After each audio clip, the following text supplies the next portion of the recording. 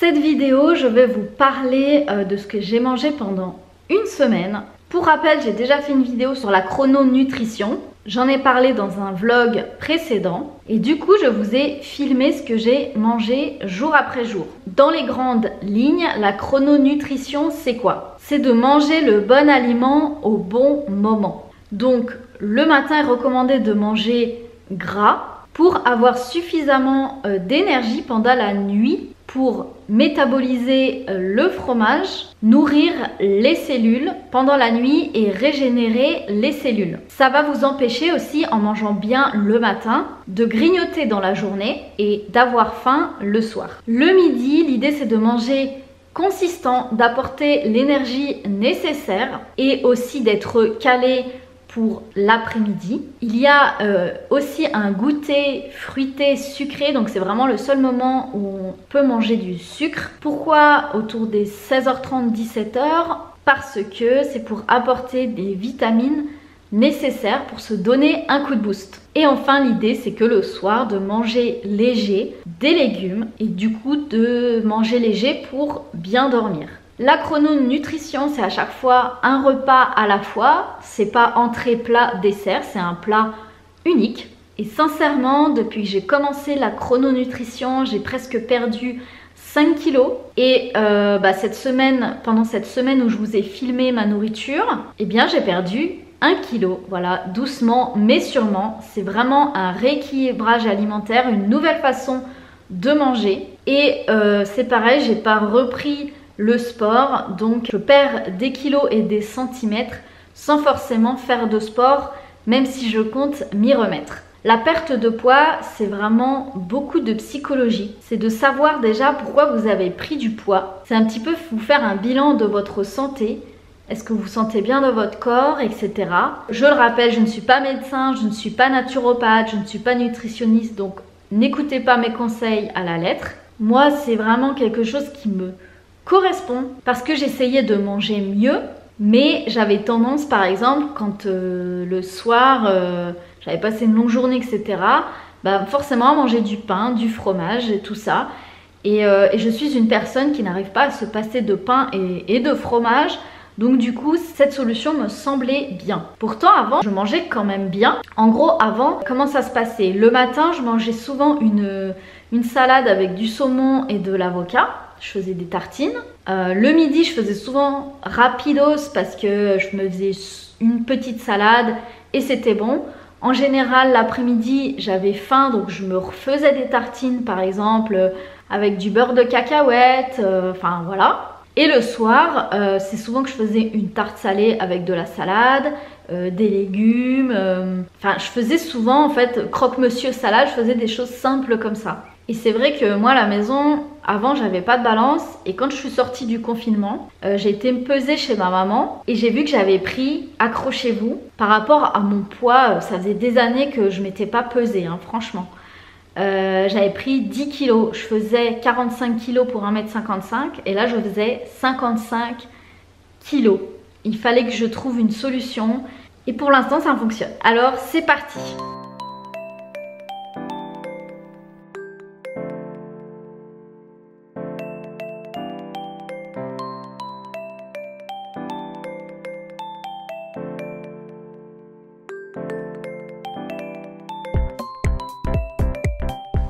Ce midi, ça va être filet de limande, riz camarguais.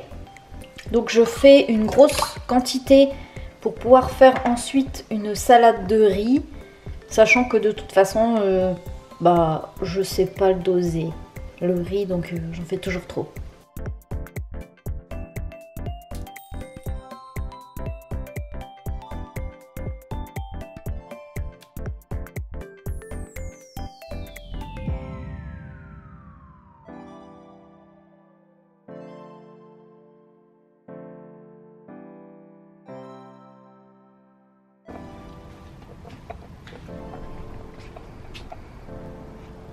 Ce midi, ça va être rapide mais gourmand. Du poulet à la crème avec des champignons, un classique, avec les pâtes fraîches.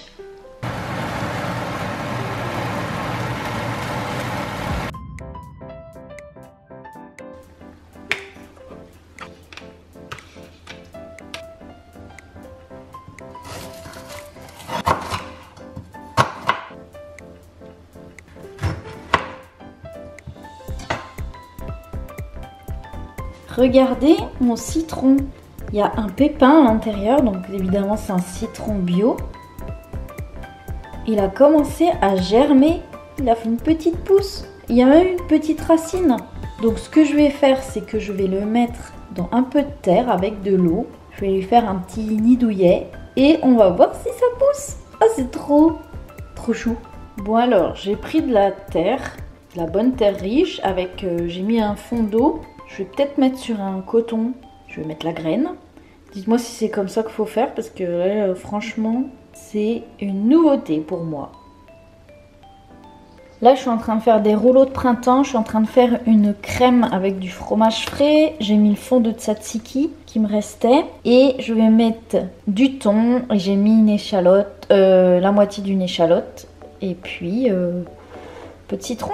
Puis après, avec des légumes. Alors, concombre, salade, carotte. Alors, normalement, je mets de l'avocat. Mais là, j'en ai pas. Donc, ça sera comme ça. Alors, j'ai oublié de filmer. Là, j'ai assaisonné de l'aneth, du curcuma, du poivre, un petit peu de sel, un peu de gingembre aussi. Je réserve au frais et je coupe mes légumes, sachant que c'est l'étape finalement la plus longue, c'est de tout préparer les petits ingrédients. Et après, avec les galettes de riz, c'est super simple.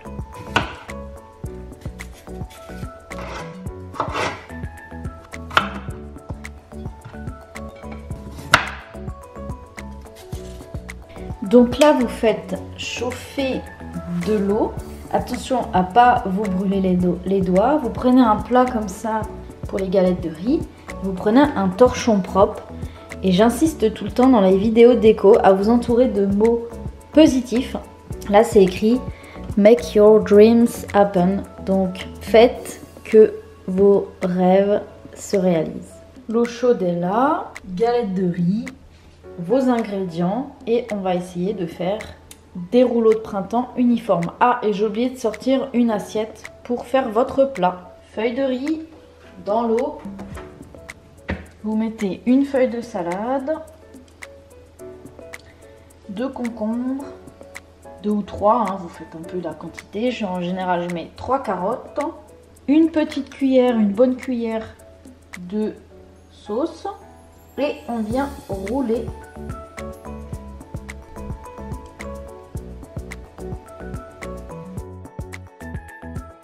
Ce midi, je vous invite d'ailleurs à la préparer en avance.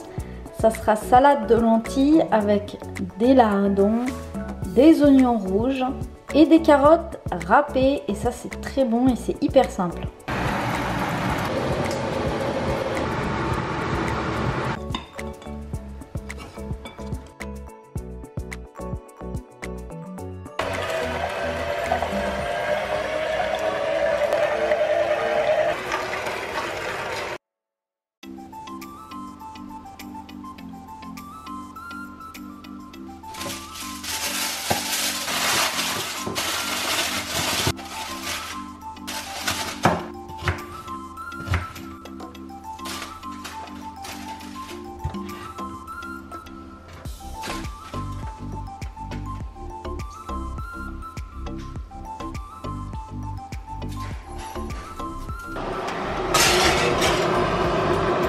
Alors, je voulais tester avec le poisson de faire comme des tagliatelles de courgettes avec un économe. Je vais essayer.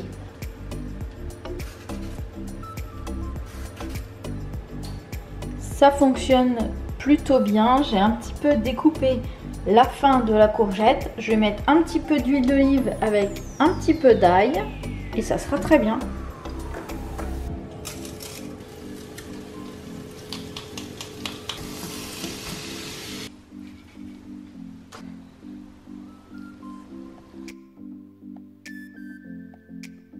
Ce midi, je vais vous montrer une recette qui est hyper facile, hyper rapide, hyper bonne.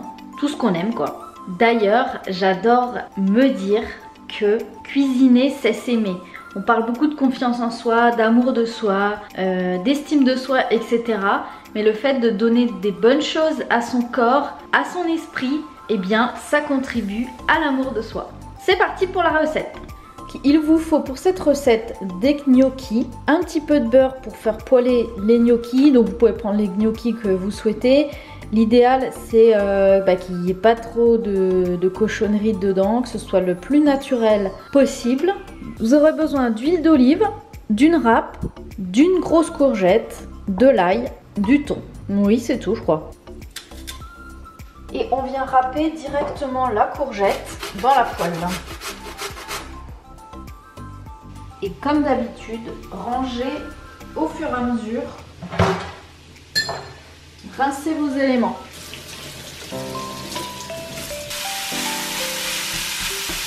Là en fait on attend que la courgette ne rentre presque plus d'eau.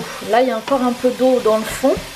Dans la recette aussi on va avoir besoin d'un tout petit peu de crème, mais ça c'est vraiment optionnel, c'est juste pour faire le côté un peu plus onctueux. Et aussi dans la recette on a besoin de parmesan.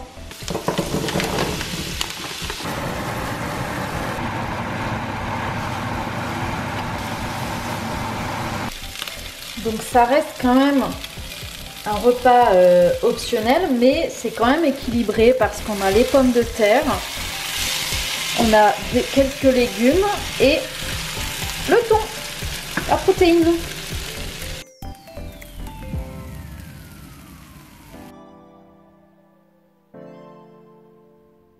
Hier soir, j'ai fait des petits légumes grillés avec du poulet mariné. Donc il m'en reste pour ce midi et je vais faire cuire du quinoa avec. Et pareil, je vais en faire une bonne quantité, comme ça je pourrais faire une bonne salade de quinoa. Donc ça c'est riche en protéines.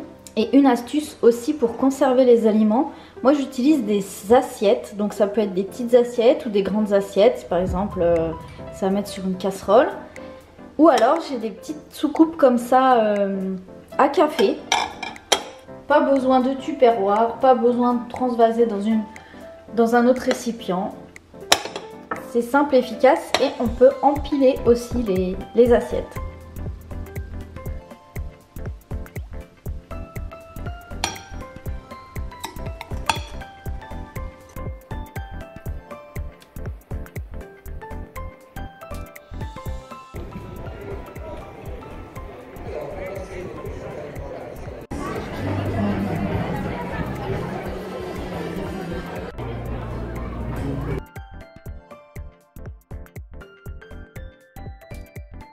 Je vais faire une tarte salée avec le reste de champignons, enfin quelques restes, avec une petite salade de tomates. Ce que je fais, c'est que le temps que le four chauffe, je fais pré-cuire la pâte en fait. Donc j'allume mon four et en attendant que ça préchauffe, que ça chauffe, je coupe mes petits légumes et je prépare mes ingrédients.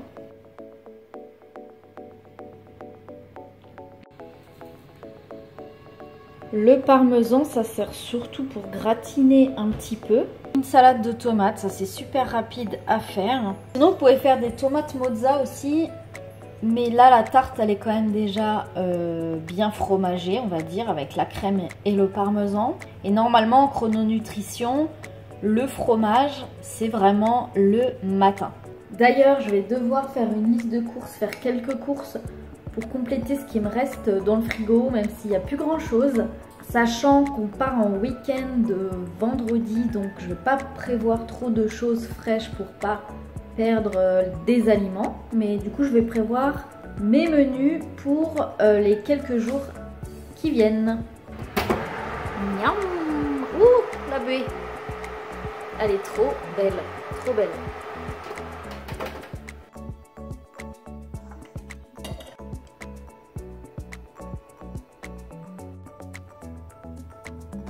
Je vais me peser un coup par curiosité